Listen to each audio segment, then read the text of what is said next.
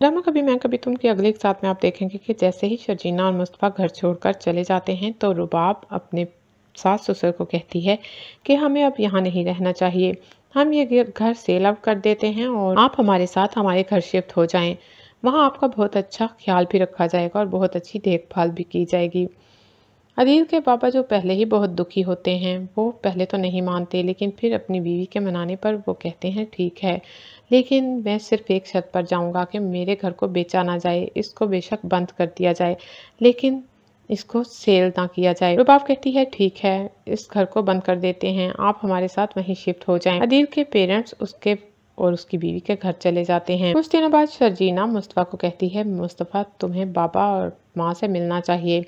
जैसे भी हालात हों वो हमारे बुजुर्ग हैं, हमें उनका पता ज़रूर लेना चाहिए कि वो कैसे हैं। सजीना और मुस्तफ़ा दोनों जब उनका पता लेने के लिए घर जाते हैं तो वो देखते हैं कि घर पर ताला लगा हुआ है। वो आसपास किसी से पूछते हैं कि ये लोग कहाँ गए हैं तो उन्हें मालूम होता है कि ये तो कुछ दिन पहले घर छोड़कर जा चुके हैं। मुस्तफ़ा पूछता है ये कहाँ गए हैं तो वो कहते हैं हमें नहीं मालूम। मुस्तफ़ा और शजीना मायूस से वापस लौट आते हैं। मुस्तफ़ा बहुत मायूस होता है कि उसके वालिदैन ने तो सारे रास्ते ही बंद कर दिए, खुद तक पहुंचने का कोई रास्ता नहीं छोड़ा। मैं किस तरह अपने वालिदैन की दुआएं लूँगा।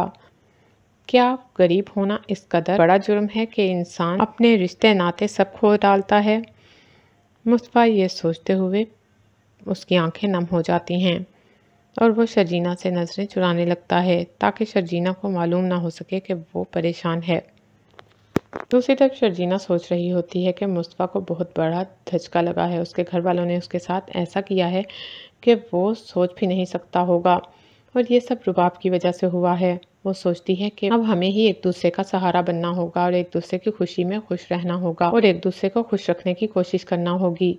शर्जीना मुस्तफ़ा को देखती है, उसका हाथ पकड़ लेती है और दोनों वापस अपने फ्लैट में आ जाते हैं। शर्जीना कहती है मुस्तफ़ा तुम परेशान तो नहीं। मुस्तफ़ा कहता है नहीं मैं परेशान, अच्छा ही हुआ मैं भी वहाँ से आना चाहता था, निकलना चाह रहा था वहाँ से, क्योंकि वहाँ पर रुबाब तुम्हें जीने ना